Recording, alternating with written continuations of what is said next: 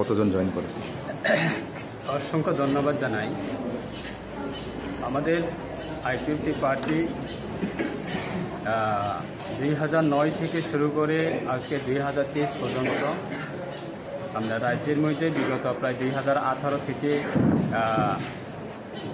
প্রায় 5 বছরের জন্য বিজেপির সঙ্গে জোটে সরকার ছিল রাজ্যের মধ্যে, এবং পুনরায় এই 2023 বিধানসভা নির্বাচনেও আমরা আবার বিজেপির সঙ্গে জোটে লড়াই করে আজকে রাজ্যের মানুষ আমাদেরকে সুযোগ দিয়েছে দ্বিতীয়বার সরকার গঠনের, এবং আমাদেরও ভূমিকা আছে এবং আমরাও আজকে বিজেপির সঙ্গে কোয়ালিশন সরকারের আছে ক্ষমতাতে।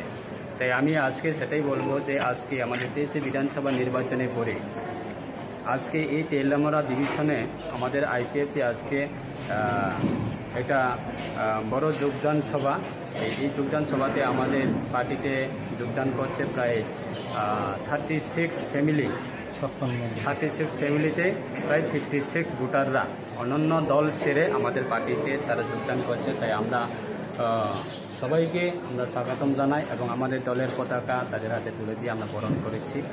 এবং সেটাই বলবো আমি, আমাদের পার্টিকে দুর্বলতা করার জন্য বিগত দিনে বহু রাজনীতি দলরা ষড়যন্ত্র করেছে এবং সেই জায়গাতে আমাদের বহু নেতারাও ষড়যন্ত্রতে পড়ে আজকে বিচ্ছিন্ন অবস্থাতে আছে।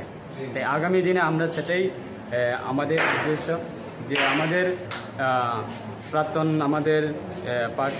আমাদের আইপিএফটি পার্টি প্রাক্তন সভাপতি শ্রী MC দেববর্মা মহোদয়ের নেতৃত্বে এই পার্টি গঠন হয়েছে। ওনার আইডিওলজির মাধ্যমে আমরা বিগত দিনে রাজ্যের জনজাতির জন্য আমরা কাজ করেছিলাম এবং ওনার আইডিওলজিতে আমরা জনজাতিকে সচেতন করেছি। বিগত প্রায় 35টা বছর এই রাজ্যে যখন CPIM অপশাসন করেছিল এই রাজ্যের মানুষকে, তখন MC দেববর্মা মহোদয়ের নেতৃত্বে আমরা সারা ত্রিপুরাতে আমরা মানুষকে সচেতন করা এবং মানুষকে সঙ্গে নিয়ে আন্দোলন করা আমরা সহযোগিতা করেছিলাম।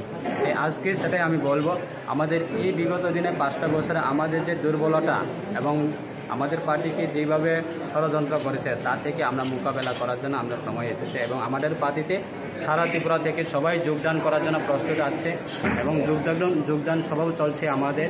তাই আগামী দিনে আমরা সেটাই আশা রাখবো যে আমাদের পার্টিকে দুর্বলতা করার জন্য যতই ষড়যন্ত্র করুক না কেন আগামী দিনে সেটা আমাদের অবশ্যই আমাদের পার্টি আবার পুনরায় আবার শক্তিশালী হবে। আগামী দিনে এই রাজ্যে জনজাতিদের জন্য আমরা মানুষের হয়ে কাজ করার জন্য সকল স্তরের এই রাজ্যবাসী জনজাতি বিশেষ করে জনজাতির অংশের মানুষরা আমাদের সাথে থাকবে এবং আমাদের সাথে আসবে, আমাদের এই দলে হয়ে কাজ করবে, সেটাই আমাদের বিশ্বাস।